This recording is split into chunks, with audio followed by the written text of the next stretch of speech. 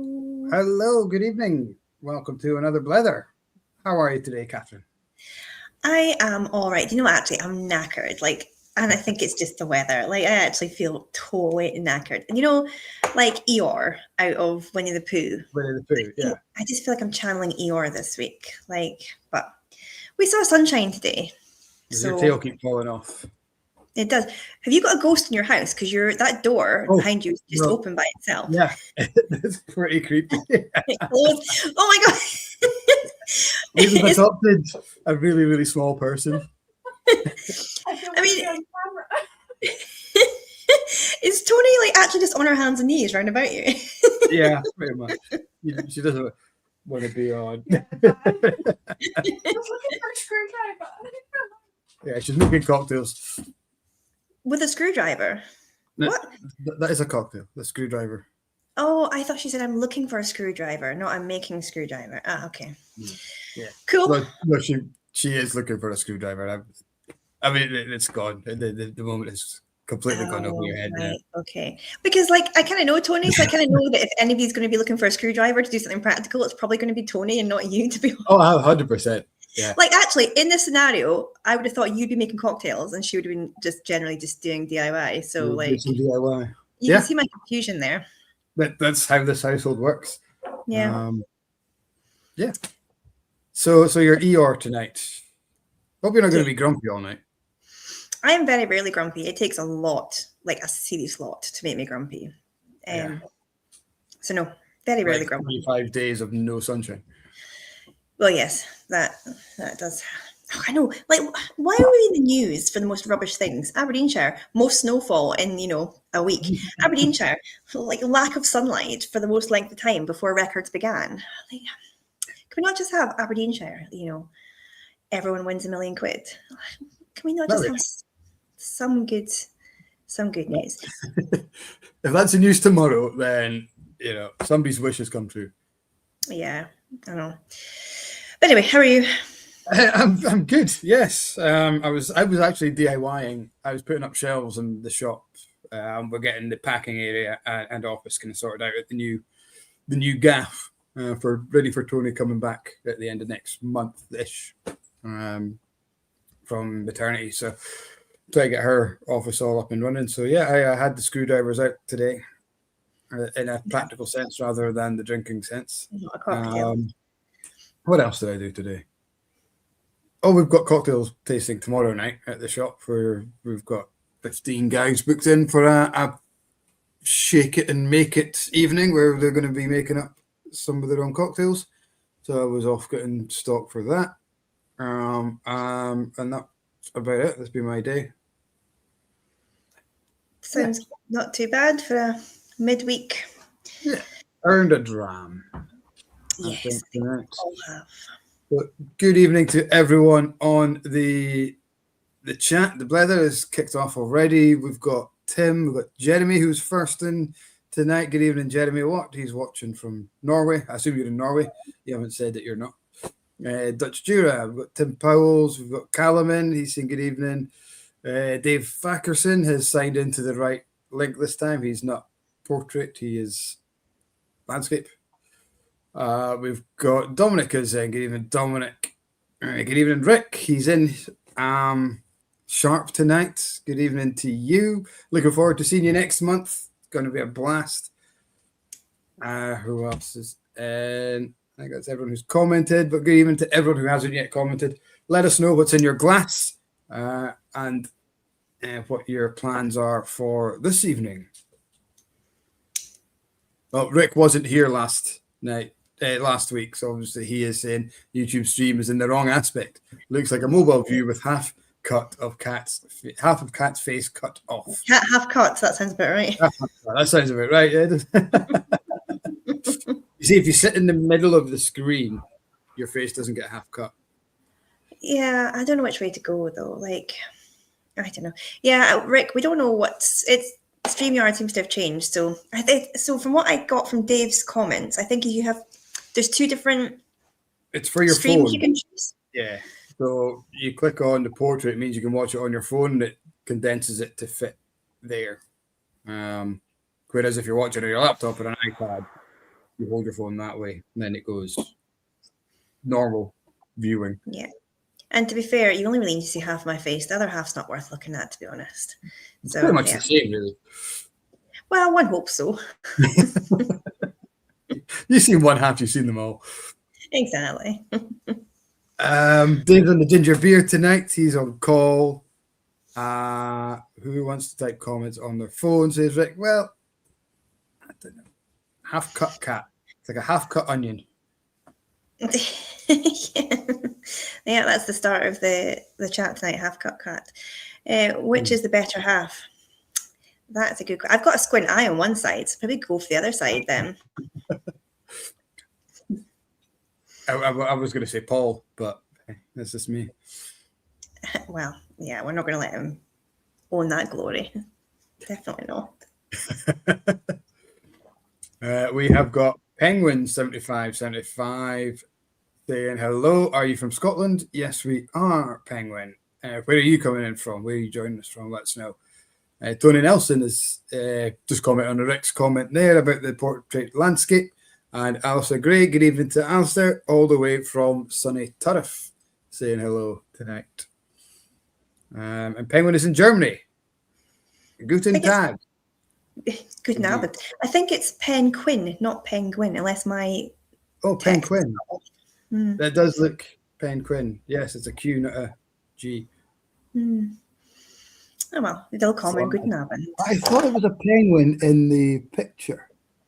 It's hard to tell. No, it's not. It's really not.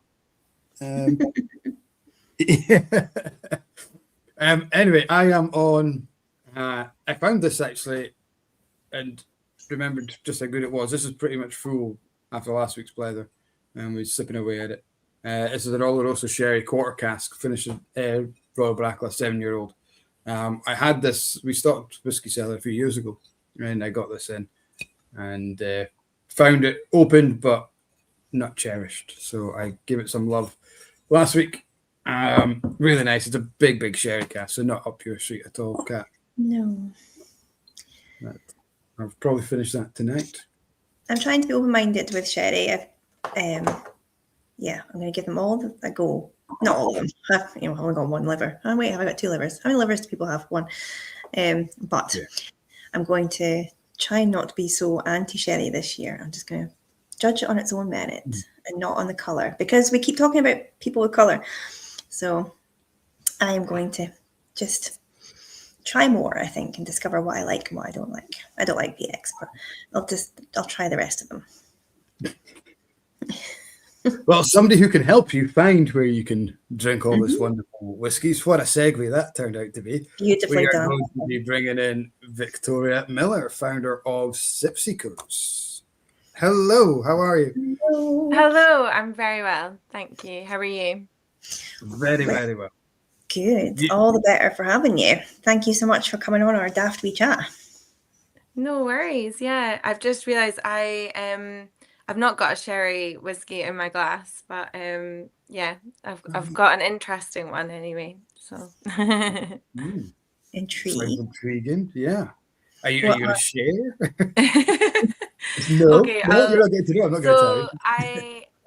I recently went to a Scotch Malt Whisky Society and actually got this Taiwanese whiskey. So it's called Top Banana, and it's quite an interesting one. So it's not that sherry kind of color that Mike's got in his glass, but it's very interesting. All the shame.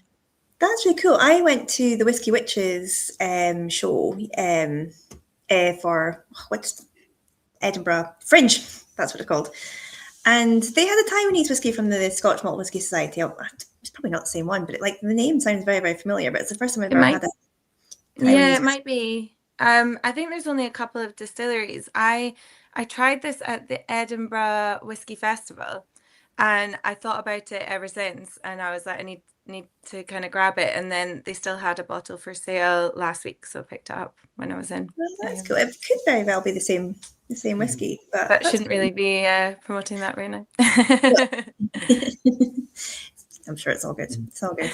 Nice to see something a bit different on the Blethers, because quite often we stick to Scotch whiskies. So yeah, cool to see this one. So is that bourbon cask? Is it that's in there? Did you say? Sorry. Yeah, it's not. It's certainly not. It doesn't actually say, but it's certainly not that sherry kind of color that's in your glass for sure. Yeah. Yes. It doesn't actually even say the distillery, but there's only a few in Taiwan, Yeah. so Is it? need to find out a wee bit more. Bloodline's a big one, Yeah, isn't it? it is Is strong. it Yushan?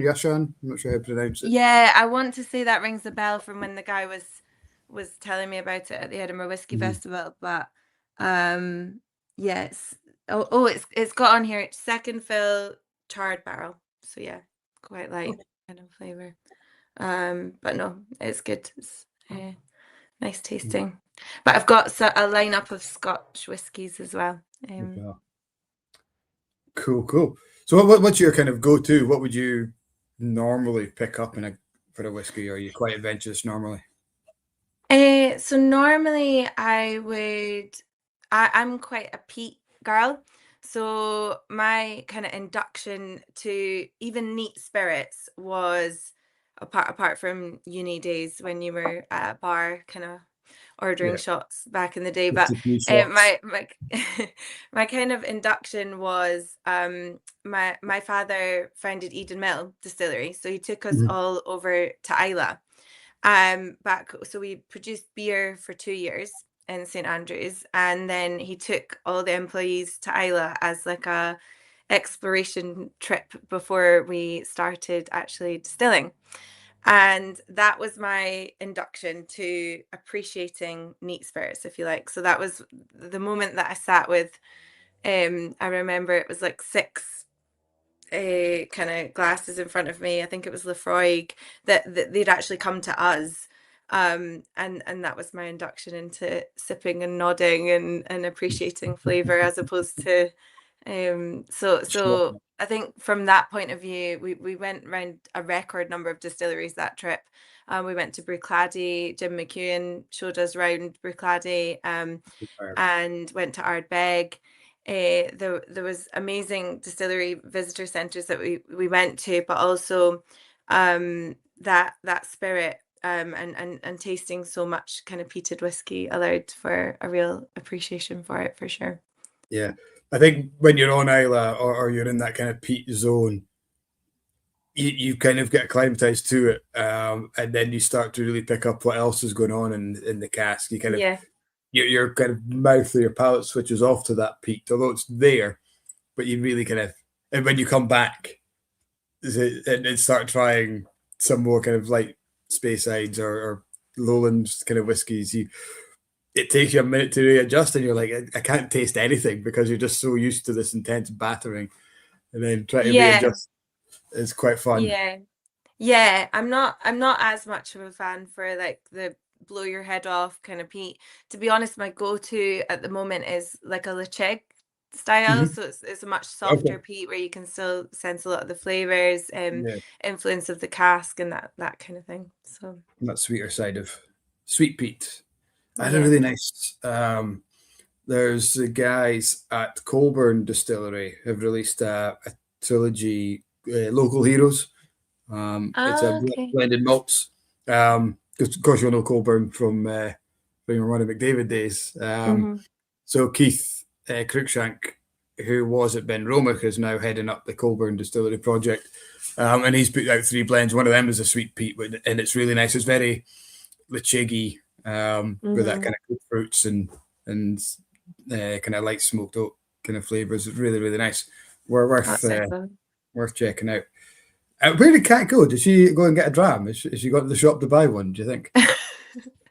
I'm not entirely sure, to be honest. I mean, tread water with your whiskey here, but we'll just crack on into the conversation. Guys, if you've got any questions tonight on the chat for Victoria, let's have them through, and we'll do our best to so that you can go away from tonight enlightened and knowing all about what Sipseekers is, which is your kind of brand new, almost hot off the press at the end of last year that you kind of officially launched, wasn't it? Yeah, exactly. Yeah. So do you want to tell us a little bit about it? Oh, here she goes. She was doing her hair. That's what she was No, doing. I'm sorry. My son came in late and he wanted his dinner, but I'm literally in the kitchen. So he's like busy microwaving stuff and like loading his plate up. So sorry, my kid's now fed. Sorry, what was your question, Mike? Can you tell us what Sipseekers entails? Yeah. Sure, of course. So we launched in December last year, and essentially Sipseekers is a sky scanner for alcohol tourism based in Scotland. So the idea is we pull live availability and you can filter by location. We're adding different search options so you can filter by accessibility, partially or fully, depending on the distillery. Dog friendly, which there's actually loads of dog friendly distilleries, there's a few. A dog friendly area as well. But just to kind of allow for a kind of simple search, and then mainly the availability side of things and location, and then people can easily and quickly plan what distillery tours they want to book. And I think that this came up for me. I was up north just over 2 years ago. It was a romantic staycation in the Highlands, and I was sat there at breakfast, and I thought, I quite fancy visiting a distillery. And that process that I then went through at breakfast, thinking, right, we've literally got this afternoon or the rest of the day to fit one in. How do I book it? Where are we going to go? It just felt so fragmented. And I was sat kind of near Balmoral. And I'm loading like, right, okay, do I want to visit this one or drive 10 more minutes and visit this one? And it didn't feel kind of straightforward. And even on one distillery, loading multiple tabs. So I ended up booking over the phone, and that's when I started to kind of think this should be a much more simple process. So I went about kind of looking into, could a sky scanner type website exist? Is it technically possible? Because my background is more alcohol. And I met with different tech people, and we ended up building something over kind of 18 months.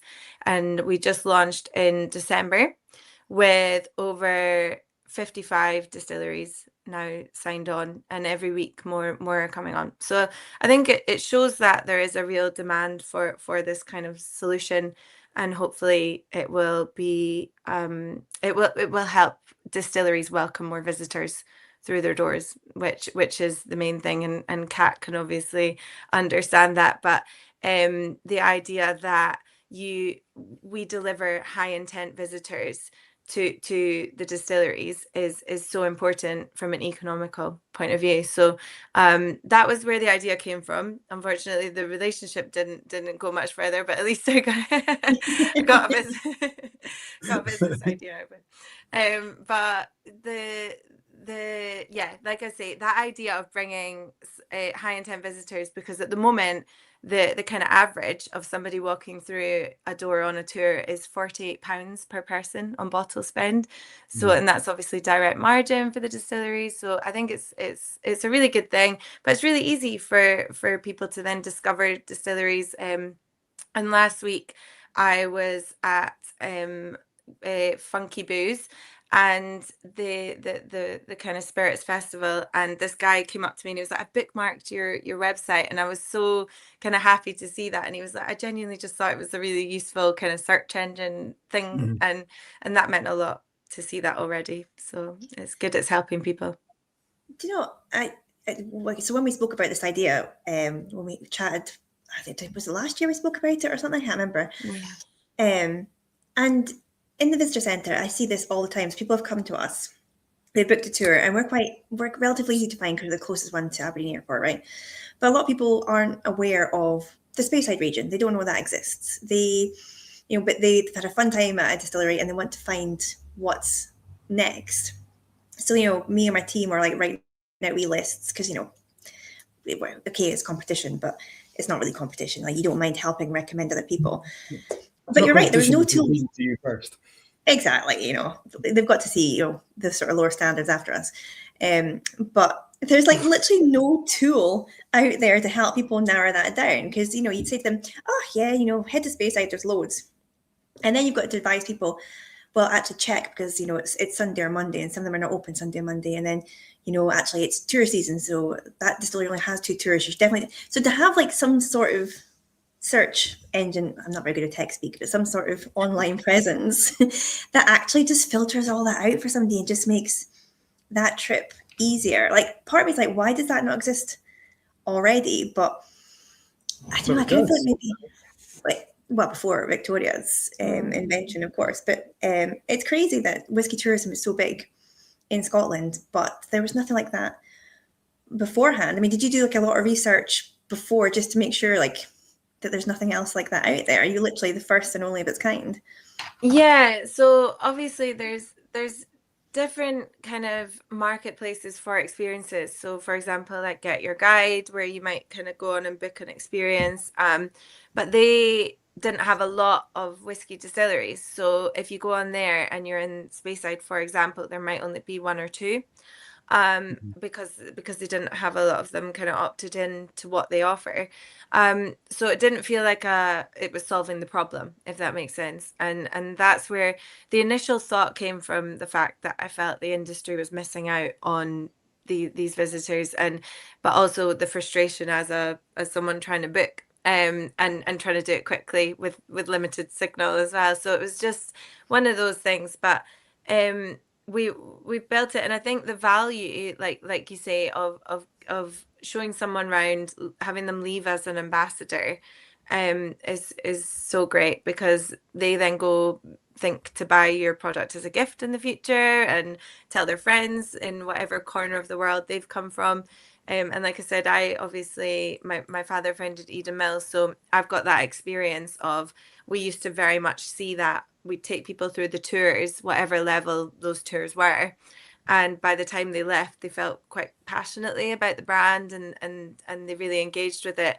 And it was so much so, to the point that my dad used to give tours away with every gift box at the farmers markets and things that we did, because he was like, there's such value in bringing someone to our distillery, letting them see it and feel it, and kind of feel part of the journey. So I do think that what we're doing is hopefully going to be great for also, the kind of tourist side, and the distillery side. The tourists, I was shocked to learn, only 2 in 10 overnight visitors visit a distillery at the moment in Scotland. And it feels like, now that there are more in cities and more accessible distilleries, it feels like that number should be much higher. So that's my aim, is to make it 3 in 10. That is surprising, actually, that it's so low, because it tends to be, but I guess because we're in the industry, we speak to more people who are looking for that specifically, I guess. So, yeah, but when you speak to people, it tends to be a castle, a distillery, and maybe a round of golf. And that's kind of what people are, that's a bucket list, that's a checklist for Scotland, isn't it? Edinburgh Castle, probably. Yeah, exactly. I know. I think so. This January in particular, we've noticed an increased footfall with us. Apparently, Aberdeen has seen higher bookings at hotels, but we're not seeing the why. Like, you just can't predict tourism. You can't predict why suddenly people decide to end up going to an area. But with your website, does that sort of collect information for distilleries in the back end to kind of analyze and see, how much traffic's coming through your website, for example? Exactly. Yeah. So we're hoping that from year 2, we can be a good information source, obviously, for the industry side as well, which will be helpful in informing decisions, both marketing wise and generally. So I think, yeah, for sure. At the moment, obviously, we've just launched, but it's informing us, and we are actually in the process of adjusting our website in response to user behavior and all that kind of thing. So it's interesting. I was very surprised to see the global reach of the website from when we launched. So people are obviously planning their Scotland trip in advance and kind of logging on from all over, which is great. That's amazing. I mean, it feels like it's such an achievement, and I mean, it's probably been a lot of hard work on your end, but to get it, it must be so cool to see up and running, because I don't even know how a person begins creating a website. And obviously you've got people on board helping you out with that, but to then just see that and see like the functionality of it. I was playing with it earlier, and I love your little filters for dog friendly or accessibility, because these are all things that we get asked all the time, and and rightly so. But to be able to just filter that down and kind of choose the right place for like your holiday experiences, it's very cool. You must be very proud of yourself, or hopefully you're very proud of yourself. Thank you. Yeah. The other thing we're going to introduce is child-friendly distillery tours. Is Glengarry child-friendly? Or we do allow children on, so under 18s don't pay, but we're not accessible for like buggies and pushchairs and stuff, because you've been around Glengarry, so you've seen how small. I don't think there's one even floor surface in the place, so you can take kids with you, but you just have to carry them around and don't let them touch anything hot. But I do know that a lot of distilleries don't like to take children. I do understand that as well, just because it is quite a dangerous environment, and it's quite a boring environment as well if you're a little kid. Like, you just get taught about distillation and chemistry and stuff. But yeah. So we get them hooked. Say again? That's how we get them hooked. Yeah, that's not true. on alcohol, not on drink, but on the experience, on the science. No, we're not endorsing that. To bring your kids and start them young, definitely not. Get them hooked on alcohol. That's absolutely not what we're saying. No. Well, the idea is that from our side, we're thinking that people who are traveling with their kids maybe don't see it as something that they can do, and if they can check which ones they can visit, same way as drivers packs, we want to raise awareness of that, because people assume like, oh, I'm not going to get my money's worth because I can't actually enjoy the drams or whatever. So just kind of highlighting that and raising awareness that you can walk away with a couple of miniatures, and I think is a really good thing, because it can inform people's decision making. And if there is a family that assumes that because they've got their kids they can't see the kind of full experience, then hopefully that can help bring more visitors, like we say. Yeah, no, I mean, all of those things are 100% like things I deal with on a daily basis in terms of customer inquiries. Can I come with my kids? I'm a driver, what does that mean? Do I have to pay for my driver? Like, is it a special price if I'm a driver? Like literally the questions I get constantly. So anything that filters that down and drives people towards us is fantastic. Bring your kids, bring your granny, bring your do it all. That'll be the next one, granny friendly. Yeah. It's a granny friendly. We get quite a few grannies. But it's not just distilleries, obviously. You do sort of drinks industry. So we're talking about sort of, I don't know, well, what does that include? What does that encompass in terms of other sort of drink tourism? Yeah, so we cover all of alcohol tourism. In Scotland at the moment, our plan is really to get Scotland right, and probably second half of this year roll it out across England. There's vineyard tours and things in England as well. 1.5 million last year, actually, which is a surprisingly large number of vineyard tours. So, wow. there, and then there's obviously English distilleries and things. So, but at the moment we're all alcohol in Scotland, and like I say, we've got 55 distilleries or alcohol producers signed up. We've got some breweries. We've got Edinburgh Gin, for example. They're a gorgeous new place right next to Waverley, which rumour has it like hundreds of years ago there was elephants living in those kind of caves, so that's a nice fact for you. But it's a gorgeous distillery that they've got set out there, and so it's just raising awareness of these experiences, especially to new audiences, is what we're focusing on. So like we were saying earlier, Kat, with user generated content, that's going to be a big part of what we're doing through my Instagram, but also through my network of kind of lifestyle foodie influencers and different things, raising awareness of these experiences and hopefully inspiring people to engage with this side of the industry and pop to their local distilleries, because I think we're all guilty of maybe not doing what's on our doorstep as well. So that's a good kind of market to go after, but also as like a marketing thing, they can then tell their friends and like we say, become ambassadors that are on our doorstep and bringing more people, as well as that international audience. Yeah, well, for anyone who hasn't followed you on your socials, Scottish Whisky Girl, get on it, because you do have some awesome content, and you have visited a lot of distilleries. Yeah. But it's so beautifully put together. You must spend a lot of time doing that, because we were just speaking about this off air. Just, I mean, I like doing it, right? I love social media. Well, no, I don't. I love Instagram. I love the visuality of it.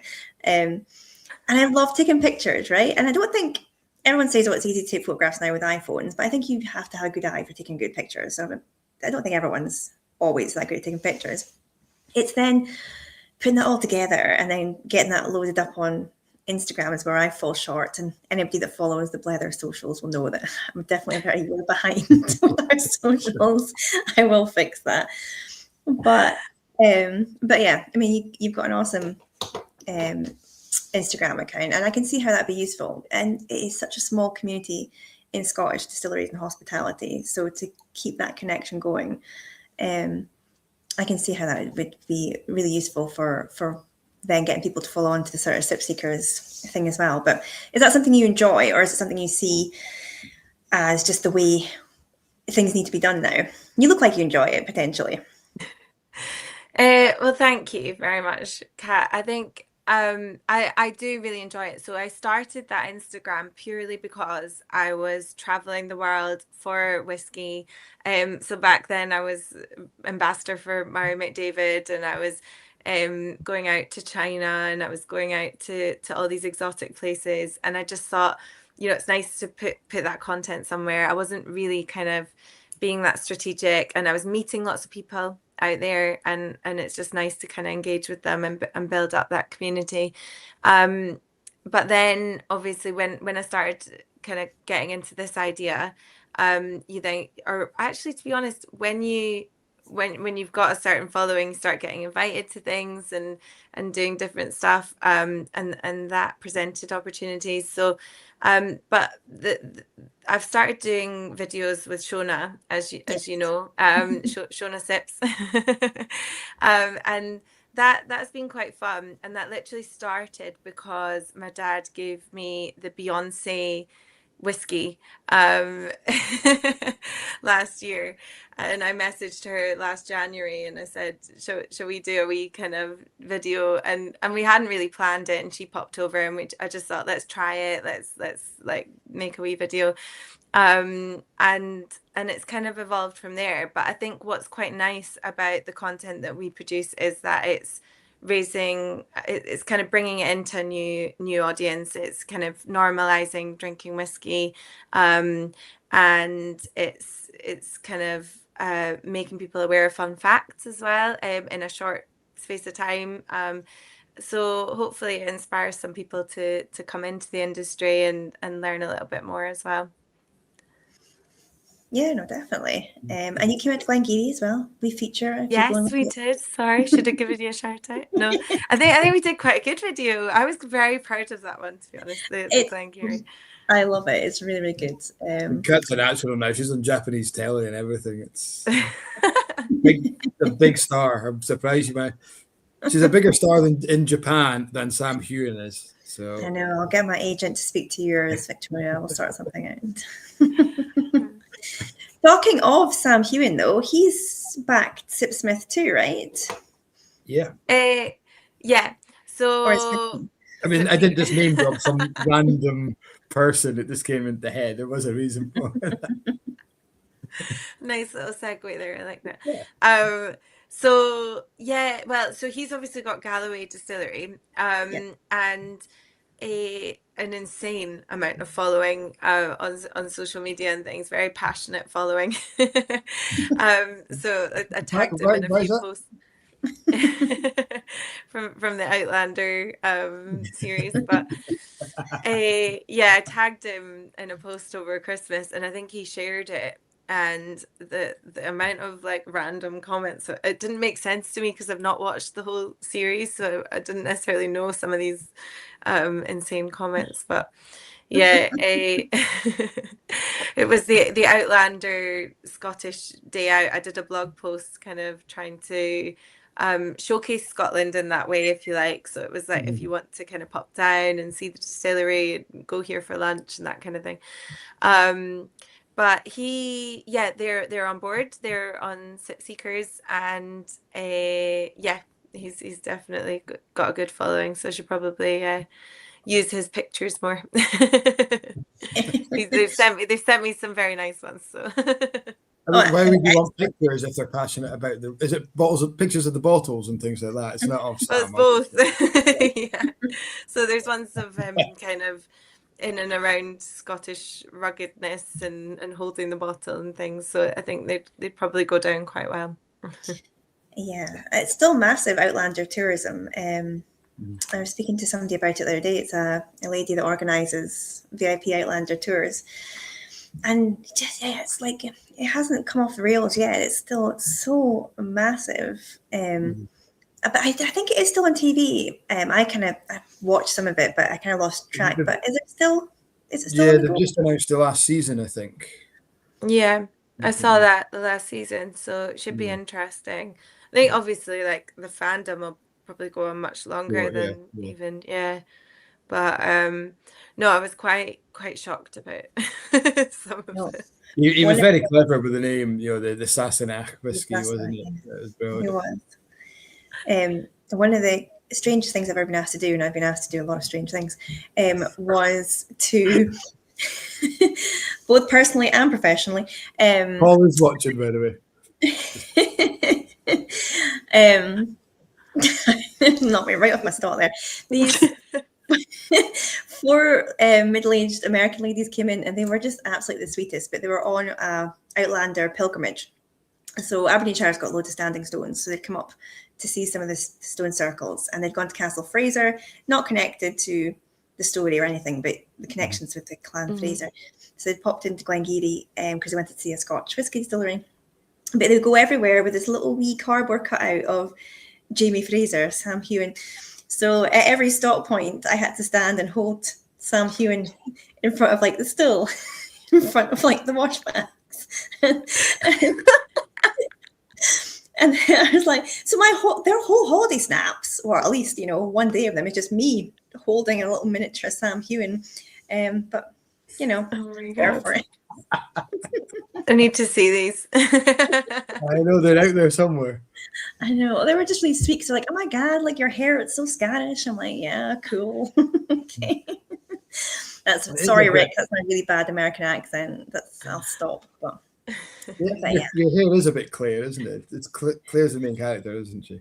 Yeah, it's giving Claire vibes. Yeah. But yeah, no, it's anything that brings tourism to Scotland, to be honest, is all the better, because we're a wee country, but we've got so much crammed in this little wee place, don't we? From castles to standing stones to Outlander to whiskey and it's not just whiskey. I saw. Oh, sorry, Kat. No, I was going to say, Jeremy was talking about like your type of filter, but for like food and cafes too, because that's the other thing Scotland's got. And the same amount of food. Yeah, I picked that up with Jeremy. It's like, does a distillery have a food offering or a cafe offering? And probably even the bar offering, a lot of distilleries now do. You can go in, Glengarry do it now, and Glenalchie, Glenronick, most distilleries will have the option where you can go in and just buy some drams at the bar instead of doing it. She's taking a notebook out. She's now writing. I literally am. It's not even the cafe thing's something that we've not thought of, but it's absolutely very relevant. You're right. I think it is a lot. And we did a survey, and people did say that they were most interested in a distillery tour if it offered food, and I was like, okay, well, obviously, like not many do, but it's like if you can say, well, you can pop there after, or so that's interesting. Yeah, there are a few. I think Glen Murray has a great little cafe and tea room. Glen Ord. I think Cardew. I know they have kind of a coffee shop and cocktail bar. I'm not sure if they do food there. But I mean, even you might be able to tie it in because of your sherry tour, you do food pairings and the rare pair with the cheese and stuff. Yeah, we do 2 different food-based tours. Actually, we do 3 different food-based tours because the Legend's a food-based tour as well. Yeah. So yeah, there's 2 different aspects there, whether you've got a cafe or, you know, or cafe the food or the led tour. Yeah. And this is what I was meaning around, like, when you do the search, if you're not using Sipseekers as a search, you won't necessarily see the chocolate pairing whiskey experience or the whatever. You might only be searching for like the basic level tour or the one up, or, you know, and not click on all the others to look into them. So that's where if you're searching by availability and location, you can then see, right, okay, Glengarry's still got all 5 different tours available or whatever that is, and then they see them in all their glory, if you like, and can click through. So that's where this can work. But yeah, the cafe ones or food on site's good to think about. We did do a blog post recently on ones you can just pop into. So if people are just passing, and obviously many have got a shop, but if you want to actually pop in and have a wee drink and chill, and you've not got a tour booked, we did some kind of feature on that. But again, that's an interesting filter and point. Yeah, well done, Jeremy. We've got that's a clever you who watch us. Yeah. Jeremy saying Mike pretends he's just a casual fan. I'm guessing that's Outlander. I did. But Tony was really into it, and I ended up watching it because I realised it was to do with the Jacobite Rebellion, and I'm quite into that. So I watched it to see how that panned out. Watched the second season and got a little bit bored, and I don't think I've watched anything after that. So I quite enjoyed the first one. I like that Culloden and the Jacobites and all that. And then it just got a bit mushy. It just got a bit. I gave up with it with the American history side of things, not because I know I don't find that interesting. I just don't find it as interesting as the Scottish history side of things. So then, because I think that's when I kind of stopped the books, because obviously the writer, she's American, so I guess that's her kind of first interest potentially. But yeah, I mean, it's cool. Anything that doesn't ham up Scottishness, because I don't think it really went into the whole tartan kind of romanticism of Scotland. I think it stayed quite true to some of the history, so I think that's quite good. Yeah, which I quite liked about it as well. It was quite brutal and quite honest, I think, as well. Yeah. I was going to touch on something you mentioned there, Victoria, about the people might not necessarily see all the tours, or they might not look into that. Is there a way between the two of you and both your guys of knowing how clicked on each tour is? Do you think people go on a website, see a tour, and think the £15 one is what I'm going to do because due to the price? Or do people click and say, well, let's see what the 50, 60, £100 tour has to offer before I judge it? Or do they think £100, I'm not paying that for a tour, and just click on the lower ones? Do you think that plays on people's mind when they're looking at itineraries? I think it depends on the people. So a lot of, you might have an insight in this too, Victoria, but like from my point of view, you get people that choose the most expensive one because they're choosing it because of the monetary value, not because they're really interested in the experience, and that's fine. But with the general public, I think, and this goes back to, again, what you're doing, Victoria, which will make it easier. I keep wanting to call you Vicky, sorry. But, and we're all so guilty of this, right? You know, you touched on it with your story. You're skimming, trying to sort an activity quickly. And sometimes, and we're guilty of this too, your tour descriptions will be long, right? So you'll get your tour name, you'll get the price, you get this great big long description, and sometimes you don't really get to what the tour is until the very bottom kind of line. And by then you're kind of like overwhelmed and maybe just like, right, whatever, I'll just do the cheapest one. So I don't think there's an actual answer to that, Mike, in terms of like an actual trend. I think the bulk of people who are visiting for the first time will potentially choose the cheapest one. And then people who have been to lots of distilleries then start to branch out and look for, okay, what's different, what's new, what's more.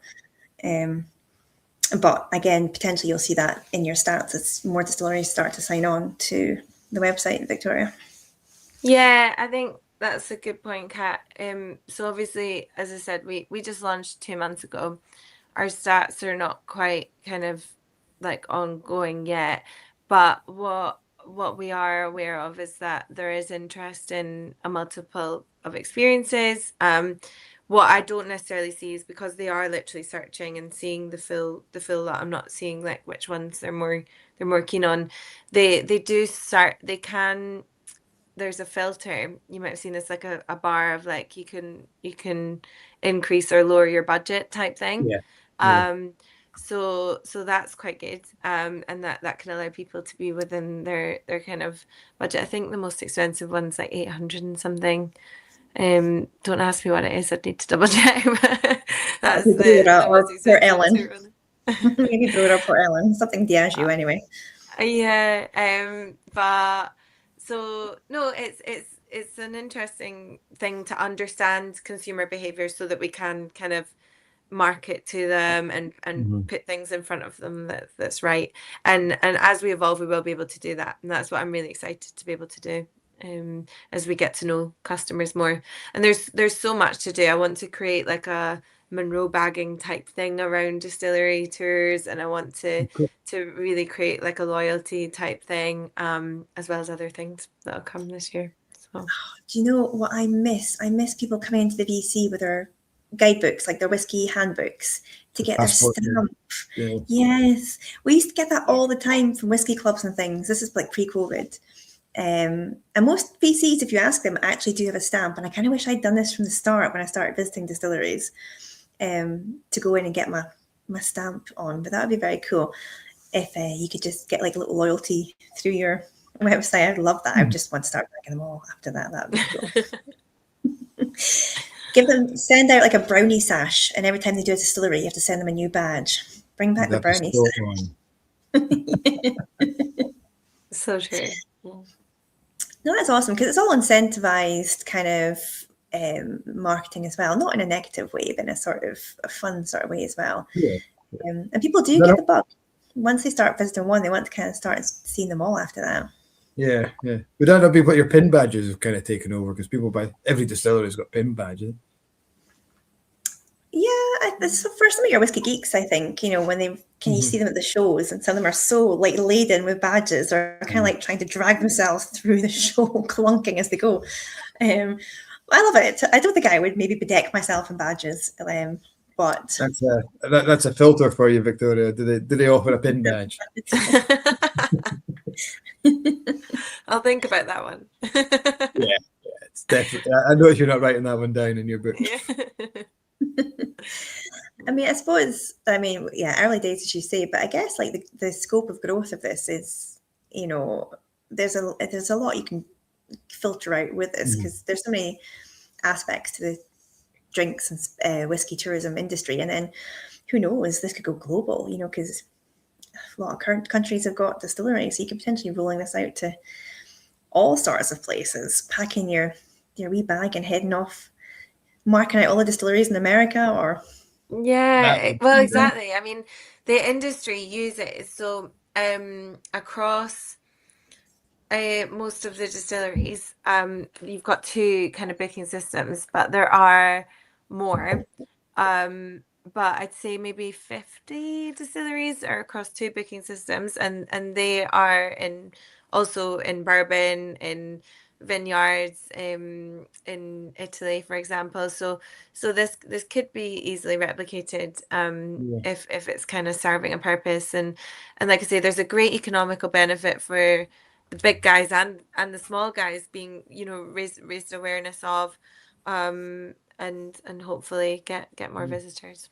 I guess there's the potential to franchise it so that you're not doing all that work. You get somebody. I know, going around every single distillery. I mean, that sounds great, but you've only got so many days in a year to do that kind of thing. Well, exactly. There would definitely be an expansion model for sure. Yeah, but I guess you're focused on getting Scotland right, and maybe venture into England, and because that's it. If you do too much too soon, you end up kind of neglecting bits of it, and exactly. We want to get it right. Yeah. I had a question that's gone completely out of my head there. We'll come back to it. See, you don't have your book with you tonight. First Blether in, you had your little book with you and your pen, And you said, I'm going to be taking notes and I'm going to be prepared. And everyone in the chat said, I give it a week. You don't have your book with you. I didn't have it last week either. And the reason for this is it's completely inexcusable, but it's a reason. Is it's in the garage, and I'm not doing the Blethers in the garage just now because it's really cold out there. Okay, fair enough. I mean, it's not a long walk to your garage, but okay. It's a terrible excuse because if I was prepared, then it wouldn't be in the garage. It would have been out with me as I thought of questions to write down. Yes. Callum's got a great idea. He says Sipseekers could have a digital stamp available at each distillery. Collect and record your visits digitally, like a sort of QR code type QR thing. code on the desk that you scan it. Yeah, to record the visit. Yeah, there's something there that we will be looking to kind of introduce. So yeah, like Pokemons. Oh my gosh, it'd just be like collecting all your Pokemon. Yeah, we used to have a Pokemon at Glengarry, just outside the door. Not like a real one. I wasn't seeing things, but when people collect the Pokemon, like Pokemon Go. The game, the Pokemon Go. Yeah. Sorry, I should have really clarified that. The game Pokemon Go. There was one outside the distillery because kids used to come and catch the Pokemon. Surprised I do that. Yeah, but no, that's really cute. You guys didn't get to choose or anything. But there was some apparently back when a big trend was happening. There was some in some pretty dangerous places that people were trying to get to and causing accidents and traffic jams and weird and wonderful things like that. Tori actually started the Inverurie Pokemon Go page. It's still going today. She's now out of, or she tells me she's now out of it and nothing to do with it, but still going strong. She got excited at the tail end of last year because somebody put a message out saying, "Is there any Pokemon groups?" And people were tagging her page, and she's like, "That was me." So it was like, which is quite cute. When that was the thing, we lived on an island off the southwest coast of Scotland, so my kids found no Pokemons. I think there was one in Oban, so once we caught him, that was it. I was like, "Nah, we'll just delete that app, boys. That's not for us." You used to go and fight them, didn't you? Like you got your Pokemon to fight each other and stuff. I think so. Yeah, I think we'll get distilleries fighting each other on your app, Victoria. I know. Well, that's it. We don't need any bad press here with it. No, definitely not. Fighting to bag distilleries. But yeah, the idea that people want to fill their time and whatever and can book it is great. When I go onto your website and I see Glengarry and I go and book Glengarry, is that through your website or does that link take me to the Glengarry website to book? How does that process work? Yes, it's booking direct.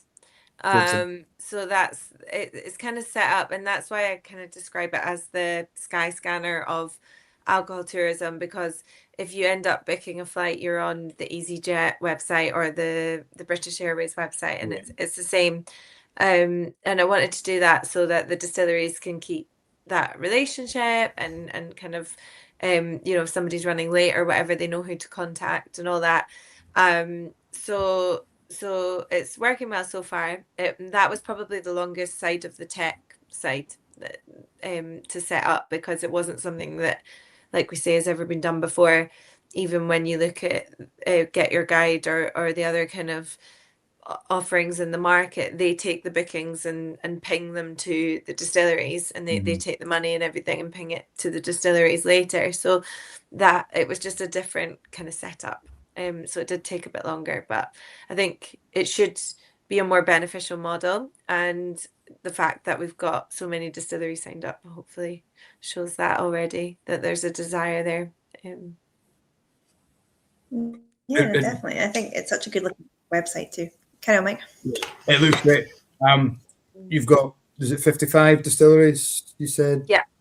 What kind of scale are you looking at? Who's your biggest kind of, or who's been keenest? Has it been a mix? Small independent distilleries, new startups, or guys who are part of bigger conglomerates? Or we've got a real mixture. So, I mean, in Edinburgh, we've got Holyrood Distillery. In Glasgow, we've got Clydeside Distillery. We've got Auchentoshan not far away. Glengoyne, Rosebank. In Edinburgh, we've obviously got Edinburgh Gin, like I mentioned before. And then, I mean, we've got Glenturret.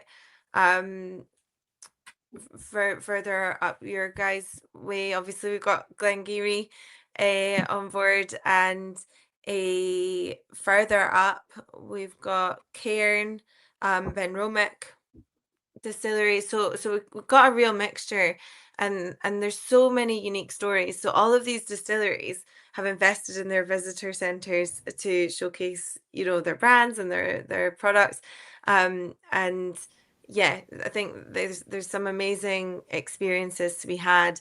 I went last week to which is now on Scottish Whisky Girl, the Borders Distillery, and we've got them signed up as well, and that was really interesting because they've not released their single malt yet, but their head of kind of spirit creation is she started on day one. She started right back at the beginning, and she wanted to buy a horse, so that's why she started, and she got a job, and that's typical Borders chat for you.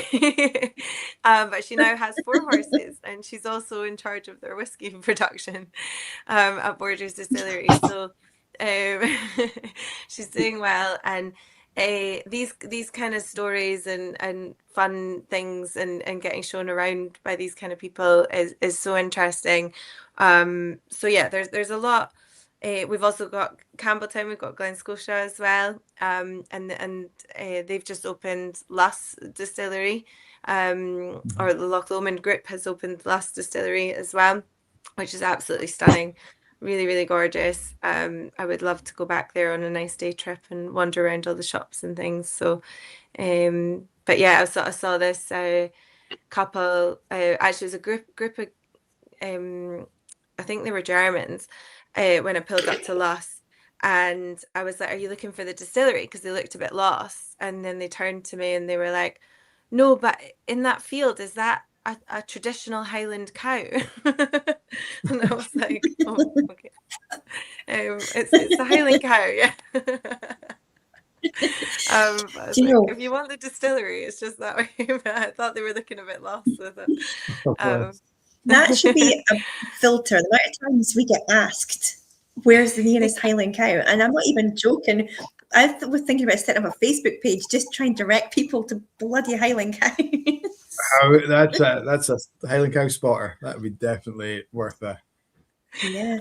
So all the blue badge guides who hop on and off coaches, for cruise ships or for travel trade or whatever, they've all got a cheat sheet of literally where Highland cows are in relation to where their tours are going.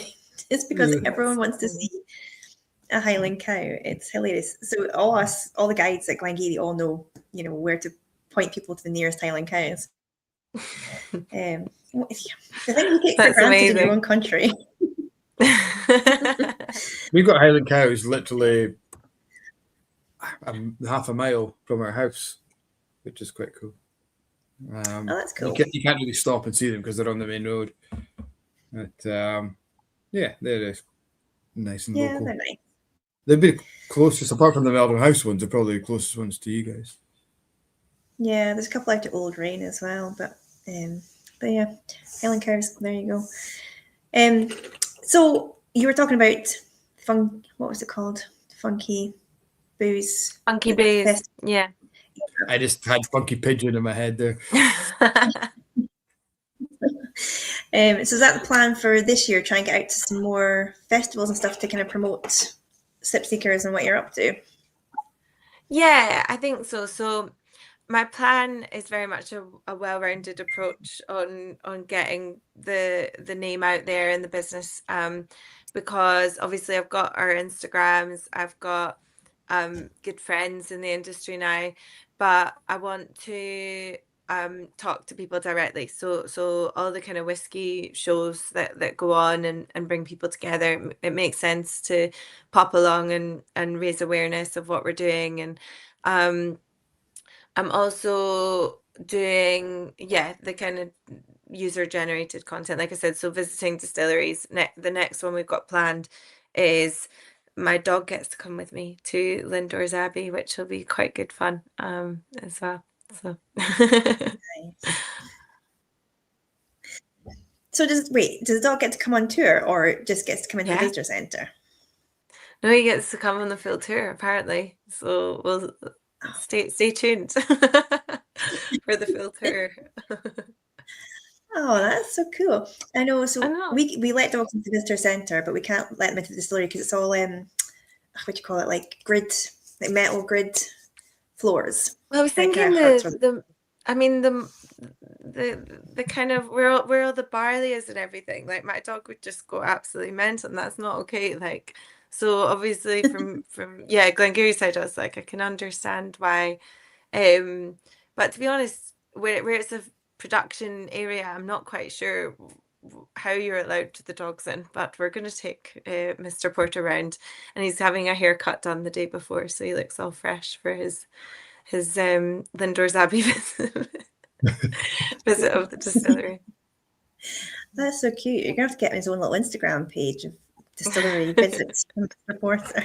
I don't think I've met your dog. I've seen pictures of him. You didn't have him at the whiskey gathering, did you? Did you have him? Or No, was he no. I had more important focuses. All of our nice drams to be thinking about. Yeah, it was a good fun night. We keep saying it every time we get guests on that we're at the same thing. We're like, oh, that was so much fun. I hope we can pull it off again. I wish I was sober. Wait, is that a general statement or just like... Just that night? It was great because I did really well, and then outside for a cigar and just the fresh air and everything just hit me. I had just recently had a baby and things, so that's completely. You had the baby. We had a baby. Yeah, sorry. Tony's behind me trying to hack into a bottle of Coke. A bottle of what? Coke. Alcohol doesn't do it for her. She needs the Coke. It's better. Oh well, all to their own. Yeah. So yeah, it was a few sleepless nights before that, and I think everything caught up with me. But we should do it again. Yeah, no, it's good. And I'll be better prepared.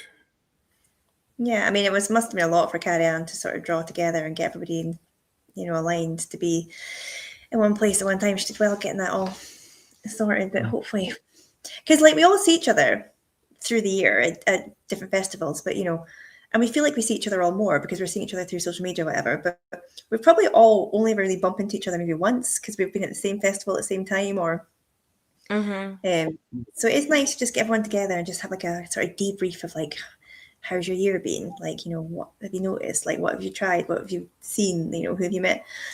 I think it's kind of important as well because, like I say, it is a really small industry. So anything that's kind of like shared knowledge, shared advice, shared enjoyment of the industry as well, I think it's quite a cathartic thing to do. And I guess a lot of times when you're at festivals and that, you're probably talking about the whiskies. It's like, what have you got? What's been selling well for you? What are people looking for? Rather than how are you? What have you been up to? It tends to be more industry focused when you're kind of working. Yeah. Anyway, I think we'll do it again in 6 months, hopefully. Yeah, that would be good. Yeah. You've got such a vast industry kind of background anyway. As you said, your father founded Eden Mill. And then how long were you with Murray McDavid? Because you are like fluent in Mandarin, right? Yes, well remembered. Yeah. So no, I studied that at school and then kept it going after. And it's kind of because my dad, so I wanted to be a lawyer straight out of uni, and I went to when I finished uni, I just moved to rural China. I just wanted to mix it up because I did school and uni in Edinburgh, and I was a bit kind of like want something a bit different. And I thought if I immerse myself in the language, I'll start to actually use it and what I'd learned. And then my dad pulled me into the business basically. And I often say it was kind of like, have you ever seen Legally Blonde, Mike? I don't know if you'll nod your head here, but there's a scene where she says to her parents she wants to go to law school and they're like telling her no. And it did feel like that with my dad, because he was like saying, you know, come join the alcohol industry and have much more fun type thing. So instead of going into law, and I ended up doing that, and kind of enjoyed working with Eden Mill. But so I came back from China, and they pretty quickly sent me back out to be based in Hong Kong for the business and building up the export markets there. And then, yeah, I worked for them for kind of 10 years, part-time and then full-time. And then worked for Murray McDavid for 2 years, which was amazing. It was another... Oh, Mike, can you hear me? yours off of mute. Yeah, Mike, I think Mike thought you were still on mute. Yeah, it was a privately owned business. Murray McDavid ACO Spirits, amazing kind of history, 25 years going as ACO Spirits. Murray McDavid's obviously got an incredible kind of impact on the industry as an independent bottler. And it just felt like such a natural fit for someone of my experience that's worked for kind of privately owned business. And I was sick at Eden Mill of telling people you could have one case of single malt. And this, I was in mainly international sales by the time I left, and everyone's like buying a pallet of gin, 2 pallets of gin, and it's like, right, here's your one case, six bottles of whiskey. And it was like at the whiskey boom kind of time, you know, a couple of years ago, well, 4 years ago now. And then, yeah, moved into Murray McDavid, and I was so excited to be like potentially talking in containers and everything else. And it was like a totally different world. So no, it was great. And it was something I've always been more passionate about is whiskey. So moving into that space. I do remember my first whiskey tasting though at or whiskey event. Even it was in Germany, and I had over 35 bottles of different distilleries on the table, and I was like, wow, I'm in the deep end here in Germany where there's a lot of detail kind of needed, and there's a lot of whiskey. So luckily they sent me the list before, and I was kind of briefed. But Murray McDavid's well known for loads of different bottlings and things. Yeah, so I mean, I always think this about independent bottlers, like from chatting to Paul and that as well. Like, I know, like, I don't know, 3 or 4 or 5 brands really well, but 2 more so. And then working with Mike at the Whisky Shop, I was having to learn about more brands. You know, I couldn't just constantly sell Glengarry, though I obviously did do that, a lot of that. But like brand ambassadors for independent bottlers, you're having to learn about so many different distilleries. And then on top of that, because Murray McDavid, like Dean, he's like, he loves his kind of like crazy finishes and sort of kind of out there casks and things, so like different wines and stuff, because I think he's a bit of a wine fan too, isn't he? So like the amount of stuff that you're going to have to learn for these shows and these releases and these it would have been interesting, but it would have been quite overwhelming at times as well, I'm sure. Yeah, I mean, I did definitely lean on Dean to, luckily he picks up his WhatsApps on the weekends and things when I was traveling the world for Murray McDavid.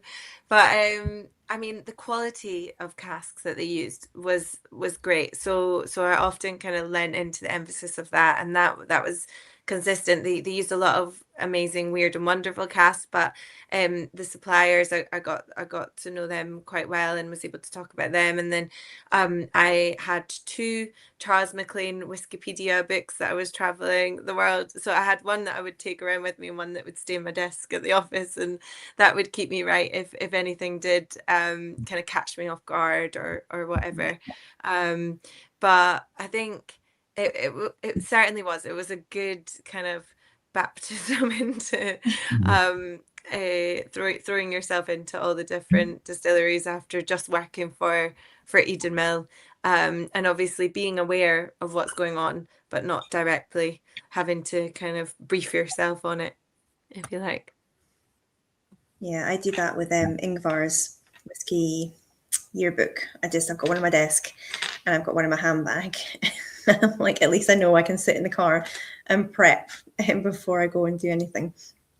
But because you can't know it all the time. You know, you can have sort of the odd fact you can fall back on, but sometimes your brain can't hold all that information, no matter how much of a geek you are. Yeah. So do you still get to use your Mandarin, or see when you were traveling, you know, did you ever just like stand up and start speaking in somebody's language and they'd be like, wait, what? Yeah, so the weirdest experience I had was I was doing a tasting it was probably my biggest tasting in China. It was over 100 people. It was 2 Marches ago, so nearly 2 years ago. And it was in Chengdu in China. And by an hour before it, they told me it was inauthentic if I spoke the whole tasting in Mandarin. And they were like, actually, we want you to say it in English with a translator because they're just going to think we've hired someone like who lives in China and we want them to know that you've been flown in. So it was like, I've like, you know, invested my whole life trying to learn this language and you're now telling me can't use it. So it was bizarre, but I did the first intro in Mandarin because I'd prepared it all, and then I had to ironically make some notes because I'd prepared it in Mandarin and then made some notes in English, and I was like, right, okay, ready to do this bit in English. And I'm used to doing that because you have to kind of be comfortable with the pause because you've got the translator, you know, like it kind of, it can stop your flow a bit, but it obviously you've got to kind of just pause, and then you have to get a good translator because otherwise they won't be necessarily communicating things in the right way. So that part's important, but no, it went down well, all things considered, and I think they got the gist of Murray McDavid. I think the owner of Murray McDavid's son was in the audience, Noah, and I think he was happy with the whole performance as well. So it went down well. I guess you having the language behind you, at least you knew the translator was what they were getting across. You'd probably be able to understand what they're saying as well, and that would have helped you with the flow. To be honest, I was more critical. I was like, oh, my language was much more descriptive than what they were saying. But yeah, exactly. It was good. It was good to know. And I remember kind of just saying like, yeah, exactly in Chinese, and then leaning into my English again. But they do find it really engaging. They're obviously a very engaged audience for Scotch. And they're really interested to learn. So it was good. It didn't help that they were all hungry, though. They were desperate for their their food, that audience, I remember. That's amazing. It's like Jamie's asking if you went to see the pandas. In Chengdu, we did. So this is what was quite good, because normally I'm traveling on my own, so you don't. I'm guilty of putting on Netflix and hiding, re-energizing when you get a spare minute, but because I had Noah, Edward's son, I said to him, let's actually take a morning and go see the pandas and go do X, Y, and Z while we were traveling. So it's great because I got to go experience that as well. We went to the sanctuary. We got some nice content, so it was good. Oh, great. You see so many videos of pandas online of just falling over things and like falling off of things. They're so clumsy.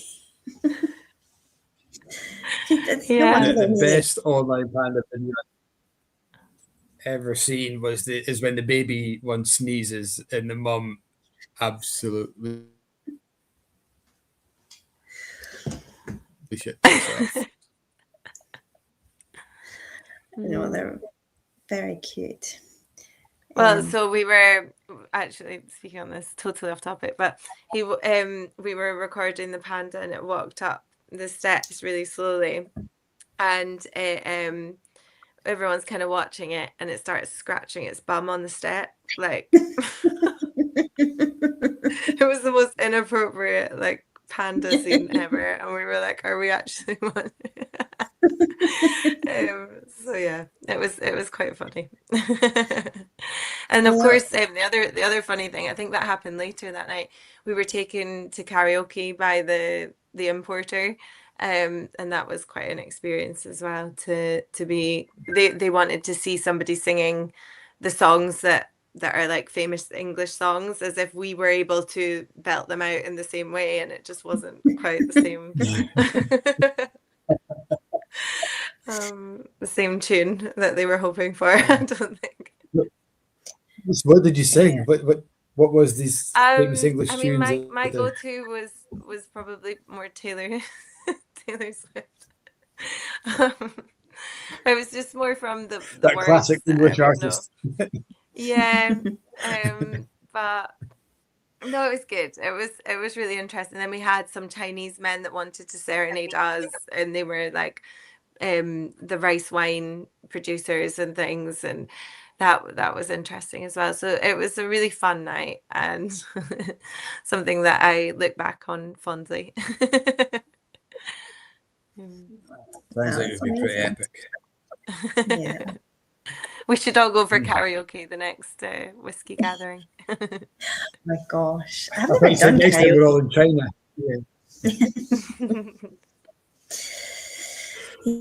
Yeah.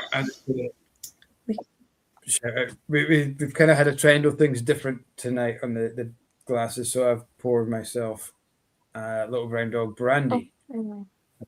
Oh wow! That's right, is it? Yeah, that's right. Yeah. 1993 ELLB vintage French brandy, 31 years old. It's absolutely gorgeous. Goes really well with blue cheese. Just as an aside, but it's only 75 quid for this. It's absolutely superb.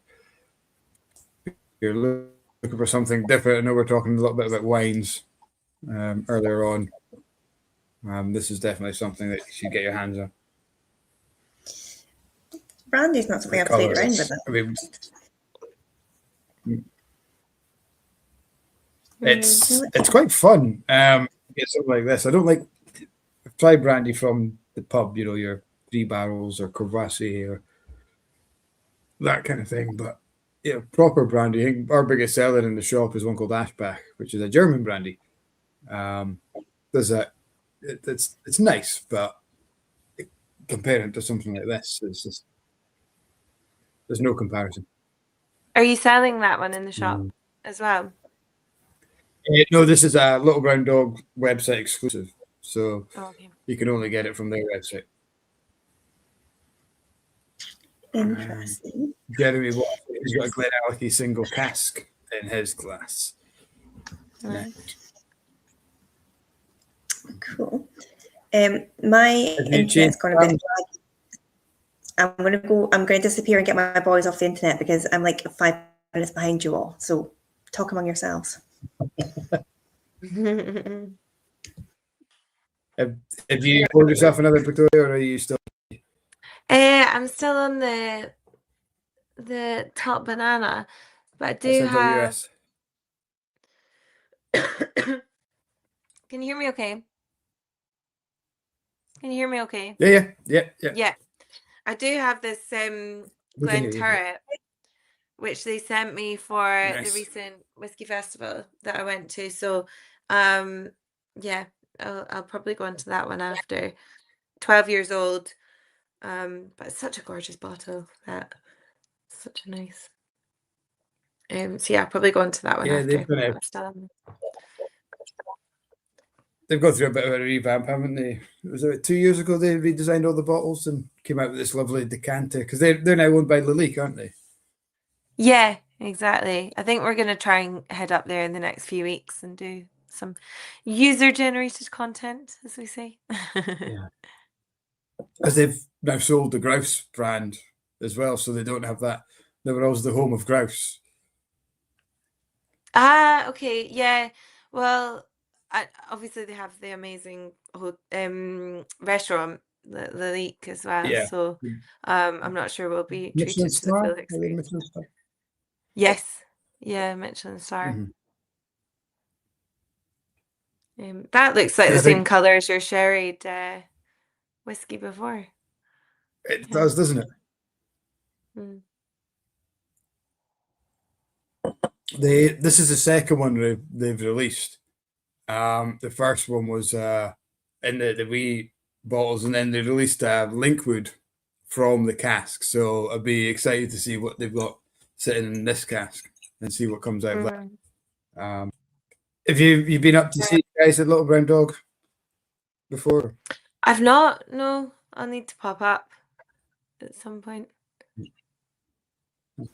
They're right on our doorstep. So next time you're up for a gathering or up to see Cat Glen Geary, then make a point of giving Andrew and Chris a shout. Yeah, I will do. Absolutely. Cat, you're back. Yeah. Sorry, I realised that my internet was really laggy, so I went and chased children off of Netflix. I honestly don't think it's just But yours. it's I think kind of there's a bit of an issue. peak time, I suppose, isn't it?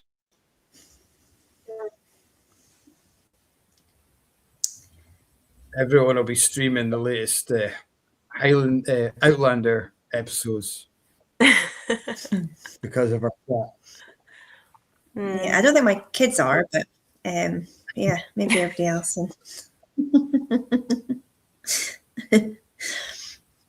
I'm not sure that's just quite their vibe. But yeah, bloody internet. So everybody's talking about what drams are on. We've got a few people in with their drams Dominic tonight. is called. Sorry.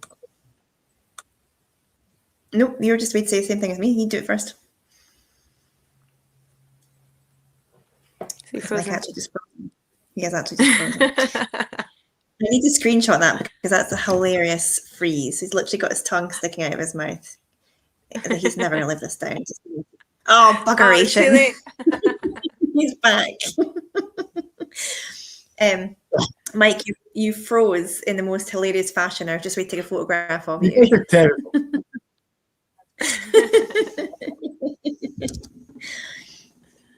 No, we were saying the same thing. Dominic was on the Tomatlin Powell. And then Mr. McKendrick is on the Scott Moss Whisky Society Glasgow Distillery 9-year-old, another type of Glasgow kiss. And I do actually have that one as well. So there you go. It's a good one. Dominic's got a question. I was curious as to whether Victoria had ported Sipseekers to a phone app. Not yet, but that is part of the plan. So when we introduce the kind of loyalty scheme or the stamp kind of thing, the app will make the most sense for that. So probably second half of this year. So yeah. That's exciting. That's another big step, right? I know. I think a lot of my friends keep calling it an app anyway, but it's more just search engine website. I think we just want to kind of build up trust with customers because on the face of it, they maybe are putting their bank details in our website, even though, as we said with Mike earlier, they're booking direct. They're click. They're now on Glengarry's website or whoever's, but they might not be aware of that. So we're just mainly building up trust and then want to launch the app once people are kind of more aware of us. But like I said earlier, at the event, hearing that people have already bookmarked it and interested in it, that's the first step. And then, yeah, when we launch the app, hopefully we'll get lots of people downloading it as well. Yeah, definitely. And the more distilleries that kind of add on to, the book, so to speak, of Sipseekers, like the more relevance having that app is going to have to people as well. That's fantastic. Well, you shall have to let us know when the app is released because we all download it. It's quite Victoria. What are you doing in terms of publicity? Are you going to festivals? Are you going to distilleries or events and things like that to get people? Obviously, there was a great coverage when you launched, and you did a lot of press releases and things. But if the people at home aren't in those kind of circles where these press releases came out, how can people find out about you? How do they search you, or what's the kind of marketing plan to get more visual? Yeah, it's a good question, Mike. So we have a kind of well-rounded strategy, both in person and online, digital. I think digital is easier to convert because you're on your phone, you're ready to kind of click, book type thing. So we are, like I said about the user-generated content, that's it's all building trust and raising awareness of the fun experiences to be had. And my Instagram, obviously people that have followed me can see that I'm involved with what we're doing with Sipseekers, and that I've just launched it. But we're also, as I say, going to events. We're doing leaflet campaign, the kind of tourist leaflet type thing. We're doing a concierge kind of campaign as well to get them aware that if obviously every hotel has got their local distillery that they're maybe affiliated with or are aware of, they've probably been shown round it if it's like a kind of well-established hotel and concierge.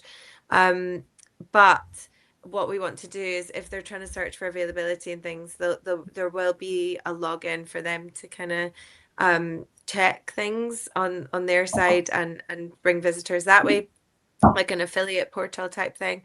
And then, like I say, with all the user generated content, the influencers, I hate using that word, but like content creators, there's a lot of people, brilliant people that I've met through doing that side of things who are keen to support what we're doing and do distillery visits on Sipseekers' behalf, and that then opens it up to their audience. So if they've got 20, 30,000 followers, 50,000 followers, that brings those followers in to Sipseekers and also the distillery, kind of being aware of what these people are doing and the stories that are being told. So the idea of like, come with me for a day to, I keep saying Glengarry because Kat's here, but come with me for a day to Glengarry, and that kind of content is doing so well, both on just organic, but also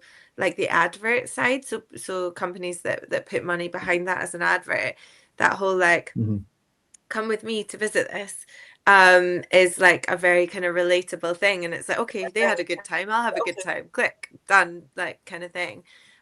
So I think just raising awareness to a new audience is really what we want to do, and kind of bringing people in to whiskey and general alcohol tourism. So yeah, what I really enjoy about your content is it actually does make visiting a distillery look like it's fun, because it can be quite intimidating if you don't know what you're booking into. Is it just like a factory tour, like, and to a lot of people, whiskey is still the unknown. I don't know about whiskey, I don't know if I like whiskey, what if they ask me my opinion about what it tastes like? But you just make it look fun. It's just like, you're just there having a nice time, got a dram in your hand, a few giggles, like it just makes it a little bit more approachable, because a lot of your whiskey marketing is beautiful, but it's still marketing. It's still kind of like an angled bottle in a rugged sort of landscape, or models sitting having a great time with a dram. But sometimes you just need to see real people actually just having a bit of crack at a distillery and just enjoying themselves, and it kind of makes it a little bit more approachable, a little bit more user friendly. And to see more women, just in the marketing side of things as well, and just like non-model women, just normal girls, like having a nice time, just having a few drams and being really rude and saying a lot of innuendos around about a cask, for example. And not mentioning any distilleries in particular, but you're saying that we're not models, Kat. Well, you are obviously gorgeous, but No, not you were there as well. paid model.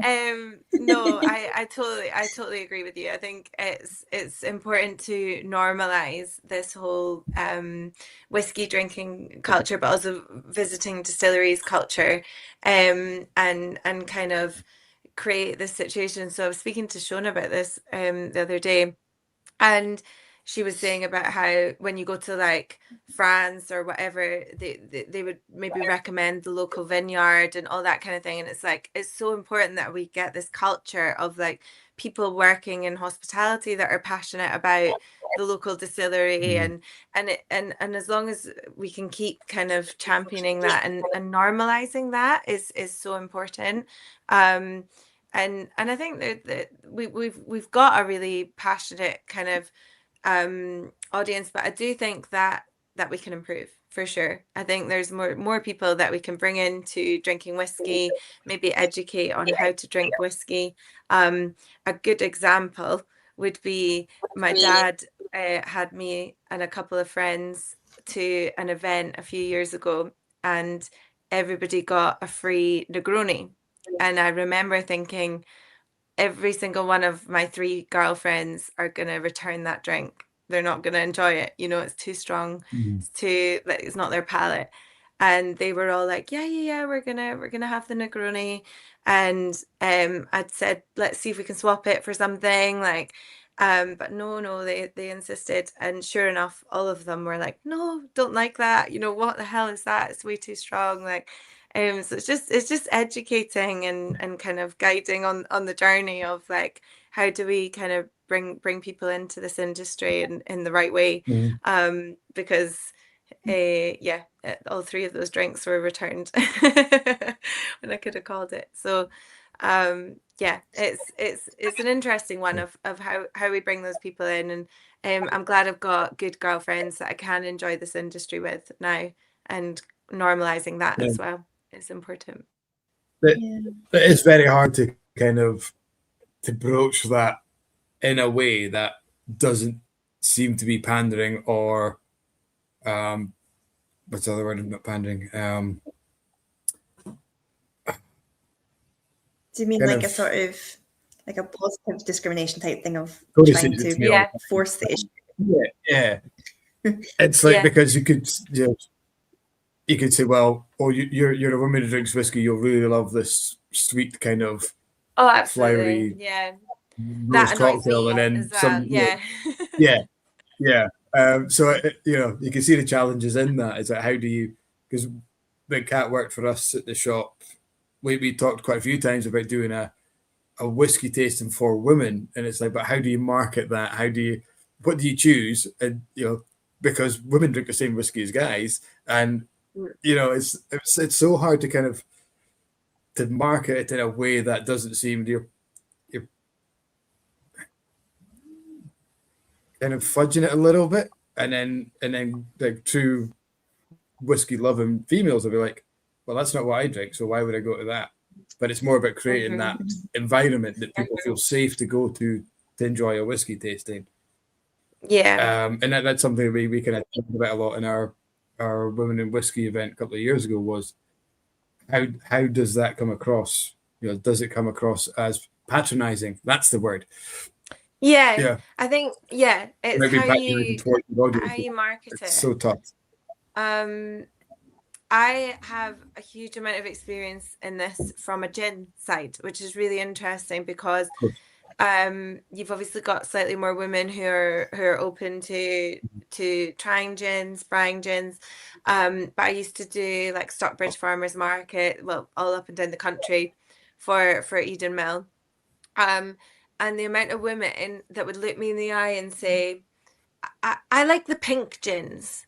And it's like, they're not a flavor, like that's not, do you know what I mean? But like, obviously this is me being geeky and annoying and whatever in their eyes, so I'm not going to say that to them. But it's like, you know that they just want like the slightly sweeter things, the slightly kind of more girly kind of things.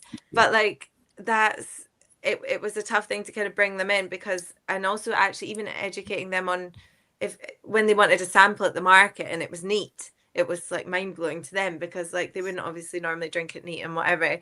But that was a really interesting thing when people would genuinely say, I like the pink gin, and you're just like, well, you know, that's not the flavor. That's right.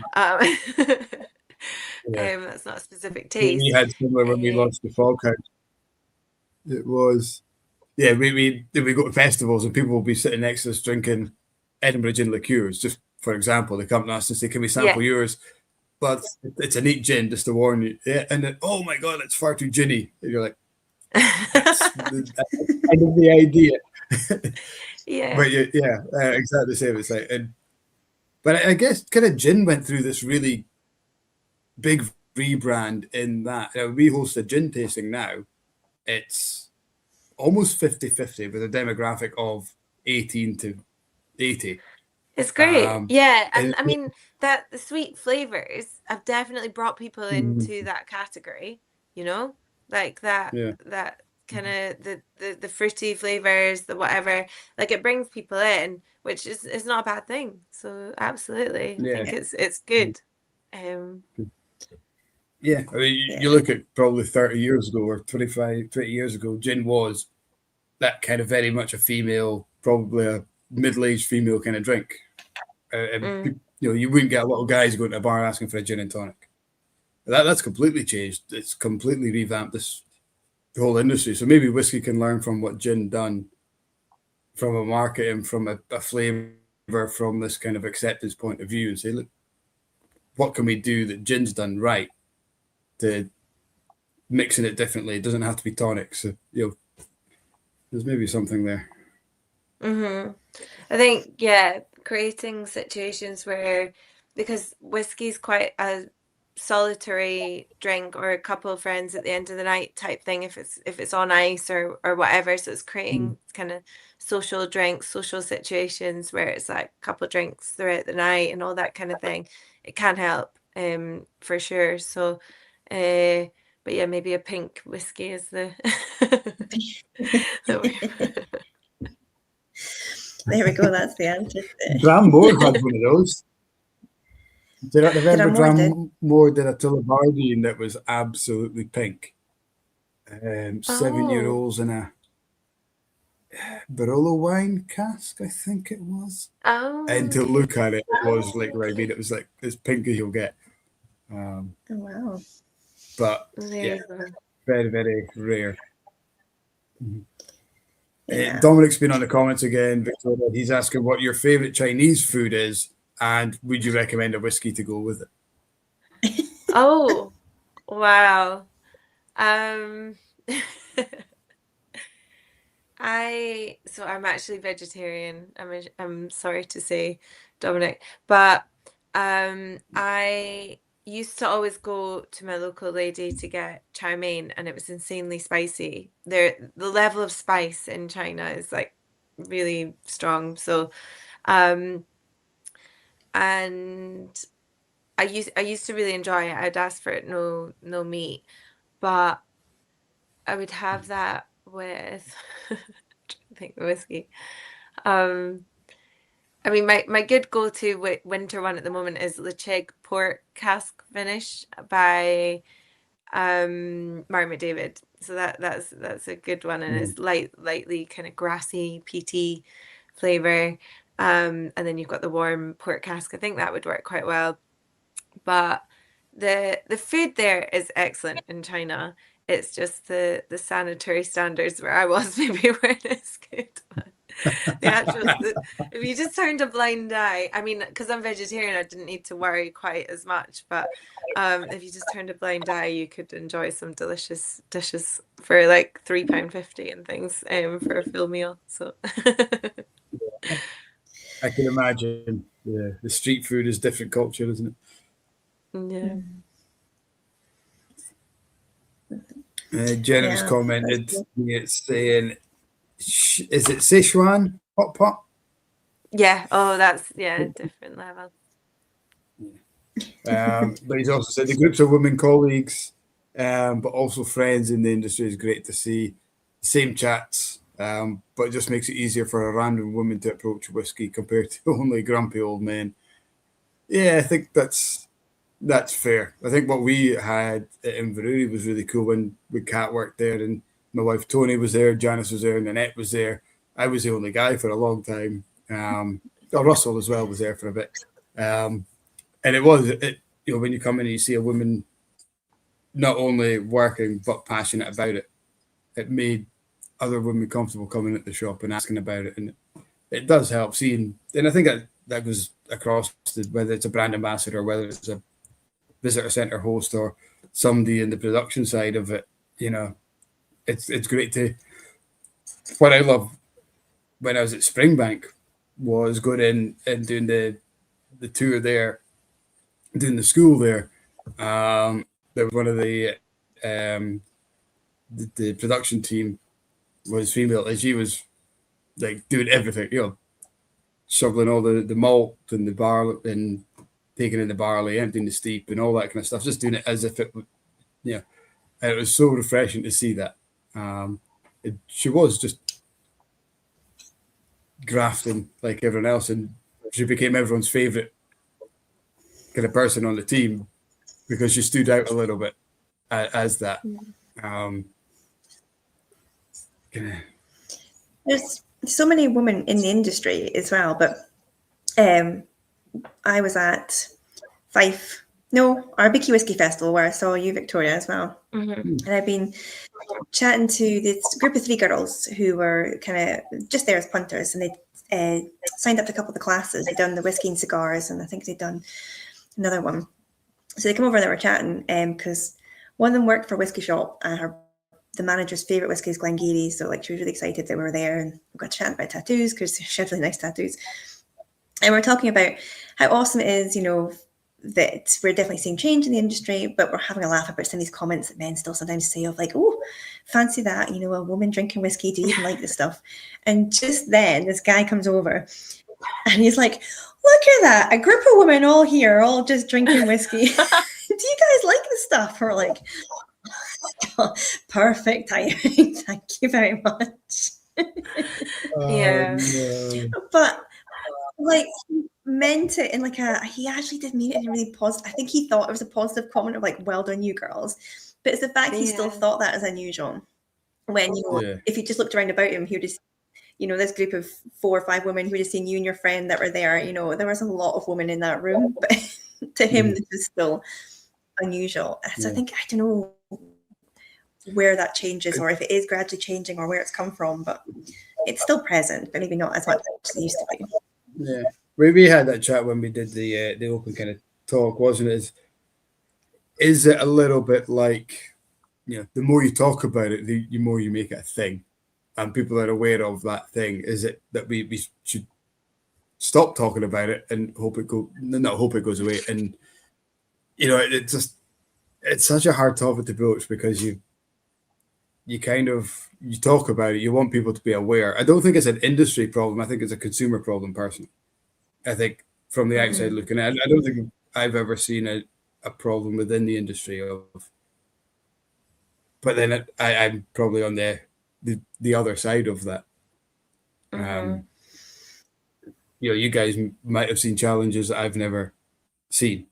Being doors closed on whoever. It's really hard to kind of see that from my point of view, only from talking to guys like you, in which we do quite a lot, is from that whiskey and women talks, from working with Kat and Tony and yourself, Victoria, is that I don't see that kind of doors being closed or that avenues being funneled into certain roles that you should be doing kind of idea. Is it, how do we get around that, and how do we say, well, it shouldn't be a thing? That guy came over thinking he was doing good, saying this is great. Would you rather he just walked past and didn't make in his view, a positive comment, and you're like, oh no. It's really hard to balance. Yeah, point it out. Yeah, just sorry, how you handle it. I was just going to say, it's just how you handle that. So you could use that as like how very dare you sort of thing. But I just said, yeah, look around, there's loads of us here. And then that just became like a sort of positive learning experience for him. So I think it is how you, because you maybe get this as well, Victoria, like nearly every woman you meet in the industry will have had multiple comments like this, whether it's in the industry, whether it's out the industry. So as opposed to not talking about it, I think you have to keep talking about it and keep then just maybe turn the conversation around and saying, yeah, no, there's a lot of women that work in the industry. There's a lot of women that like whiskey, you know, and maybe it's just fixing the incorrect narrative. I don't know. What's your opinion, Victoria? Sorry, I talked over you. No, don't worry. Do we not have more taste buds than men, or is that just a made up fact? Yeah, no, I think there is something to it. Are we not meant to be more I thought that was receptive? yeah, 100%. But Yeah. no, You're more think attuned it's to them anyway. I'm not sure if it's more, but you're more attuned to them. okay.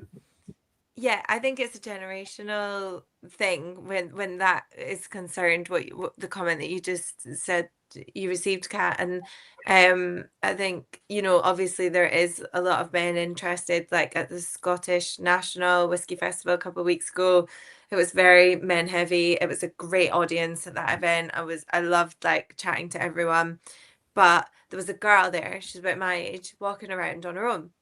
And she's just interested in the industry, bought herself a ticket and isn't even working in the industry. And I just thought that's so nice, and also like nice that she's taken it upon herself to do that for her kind of day out, you know, her afternoon out on her own.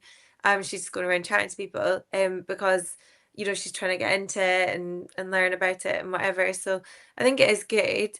I think there is still a way to go, probably on both fronts, but I do think it's a generational thing, and as we evolve, people it will become more normalized that women are kind of more leading roles in this industry. And obviously Borders Distillery is about to launch their single malt with a leading woman behind it, and all these kind of things will continue to kind of help pave the way for women in the industry.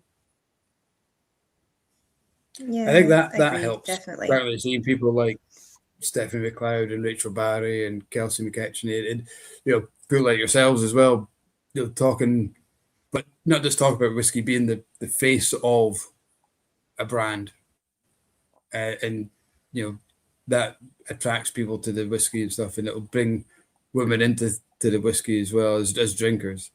I think having that, so it's not, because for a long time the women were probably making the whiskey, doing all the work, but it was a man on the advert, and that was kind of a stifling effect for you guys. Whereas we've broken that barrier down. I think it, marketing, certainly on social media, we see a lot more women talking about whiskey and being the face of the brand rather than a footnote or a side note, which can only be good, I hope.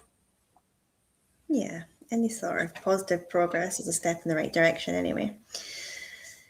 So no, it's all good. I mean, I think most of the people that tune in are guys, but a lot of people I see festivals or tastings are a mixture of men and women. So there's definitely women whiskey drinkers out there.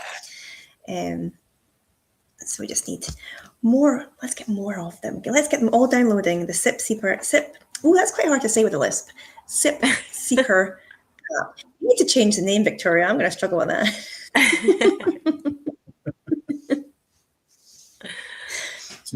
You're very on. I know you're very on brand. Your colors is there. Your apps, like your website's all these like beautiful green colors, and you're very on brand tonight. Even though it's accidental, I think, because you're in your mum and dad's house, but you are still very on brand. Yeah, no, I'm living it.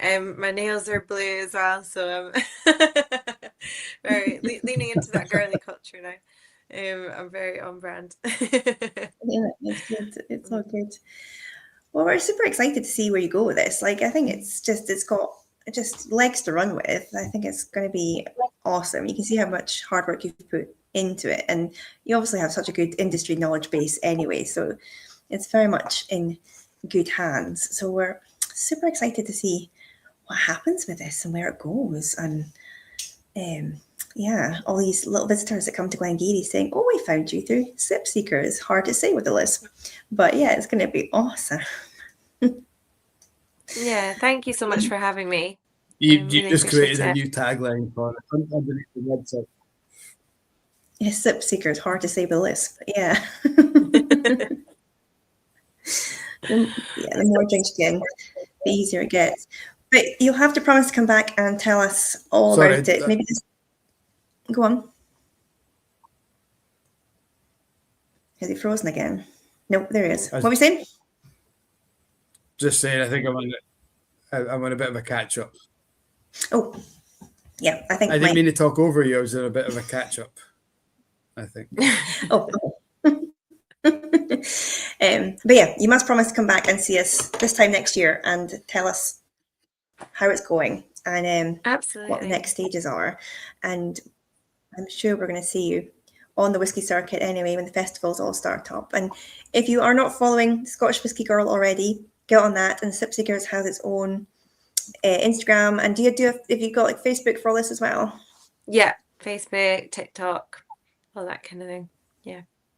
Yes, get on all the socials, give Victoria a follow. And yeah, we'll definitely be downloading the app when that goes live too. So yeah, really excited for you. Have you caught up yet, Mike? Are you still on a 5-minute delay? Yeah, no, he's still on a delay. I think I've caught up. I was just going to sit back watching, not saying anything in case I spoke over people. Well, we're probably going to round it up for tonight anyway. Thank you very much for everyone that watched. Thank you, Victoria, for joining us. And Mike, next week's guest, you were in charge of, because it's somebody you've got coming in for the Blether Whiskey Club at the Foghouse, right? Whiskey Club. Yes, we've got Ali Stevenson from Turntable Whiskey coming in. So we've got to taste our first Blether Friday.